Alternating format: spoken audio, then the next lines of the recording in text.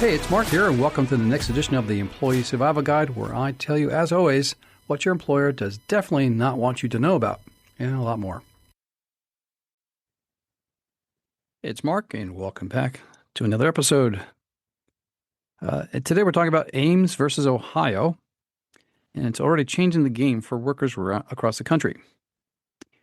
In the 4 months since the Supreme Court decided Ames versus Ohio Department of Youth Services, district courts have begun citing it to reject dismissal arguments that once doomed reverse discrimination cases.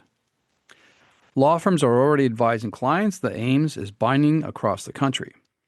The speed of adoption underscores how quickly this ruling is reshaping the legal landscape.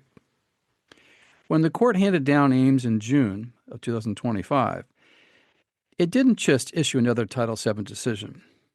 It dismantled a procedural trapdoor that for decades had kept thousands of workers from even having their day in court. In 5 federal circuits, employees from majorities groups had faced a special heightened burden. Prove, quote-unquote, background circumstances, showing your employer was the rare kind that discriminates against people like you. Without that, cases were dismissed before any judge ever looked at the facts. The court name struck down the rule impacting 5 different circuits unanimously. Title VII, Justice Jackson wrote, protects any individual from discrimination because of protected traits. It does not carve the workforce into 2 classes with different procedural hurdles. 4 months later, the difference is already visible. Cases that once have been dead on arrival are now making it into courtrooms. The case began when Marlene Ames, a longtime employee of Ohio Department of Youth Services, alleged that she was passed over for promotion and later demoted because of her sexual orientation. Her former role was filled by a gay man.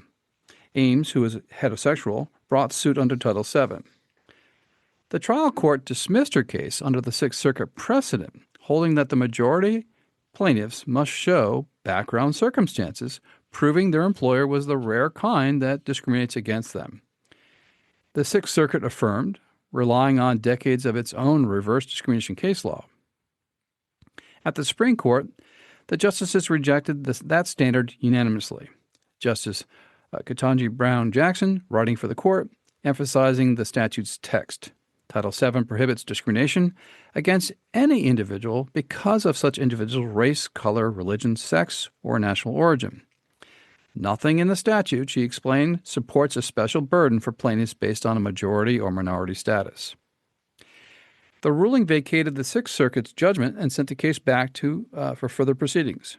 More importantly, it resolved a split among federal circuits and announced a uniform rule. All Title VII plaintiffs stand at the same starting line. No group faces a higher procedural bar simply because of who they are. The effect of Ames becomes clearest when you look back at real cases where employees brought discrimination claims but were turned away, not because of weak evidence, but because the courts applied the now-defunct background circumstances rule. In Harding v. Gray, a D.C. Circuit case from 1993, Casper Harding, a black federal employee, alleged that he had been denied promotion in favor of a less qualified colleague because of his sex. Instead of weighing his proof, the court dismissed the case outright, reasoning that as a man, he had to show background circumstances, proving that his employer was usually prone to discriminate against men. Harding never had the chance to have a jury hear his story. After Ames, his claim would have proceeded on the same footing as any other Title VII claim, judged on evidence rather than blocked at the door. In another case, Zambetti v. Cayuga Community College, the Sixth Circuit, 2002, shows how entrenched this doctrine became. Anthony Zambetti, a white police officer employed by the college, alleged that minority officers with weaker credentials were promoted ahead of him. The Sixth Circuit dismissed his suit, holding that he had not demonstrated the background circumstances needed for a majority plaintiff claim.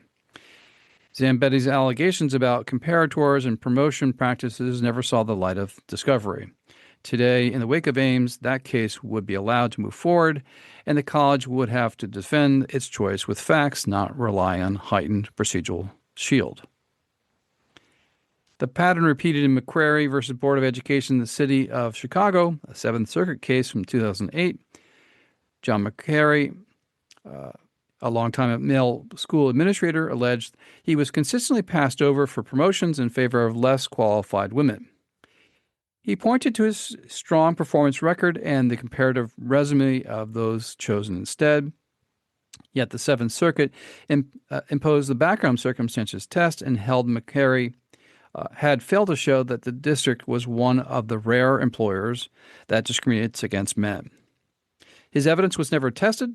Under Ames, that kind of claim would no longer be dismissed on principle. It would be judged by whether McGarry could actually prove his allegations. These cases show the human costs of the old doctrine. Employees with plausible evidence of discrimination never reached a courtroom.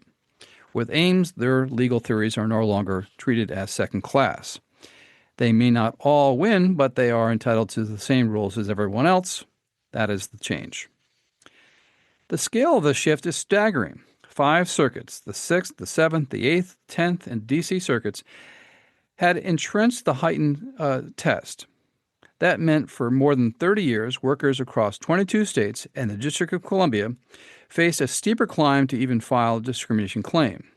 Decisions like Harding, Zambetti, and McGarry became routine citations for trial courts, tossing the majority plaintiff cases before discovery. Now those cases stand as markers of an old regime the court has unanimously swept away. In just months, briefs filed across the country already cite Ames as controlling authority, and district courts have begun rejecting dismissal arguments based on background circumstances. That speed of adoption puts Ames in rare company. Its impact is immediate, and its reach is national.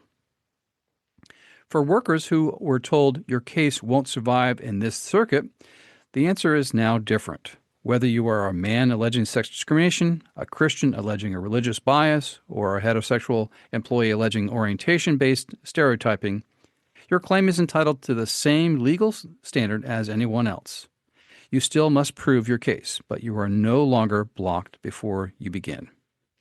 That's the essence of Ames. It didn't change the definition of discrimination. It changed access. It has leveled out the starting line, and for countless employees who never got to present their evidence, that change is monumental. Thank you, and hope you enjoyed the episode.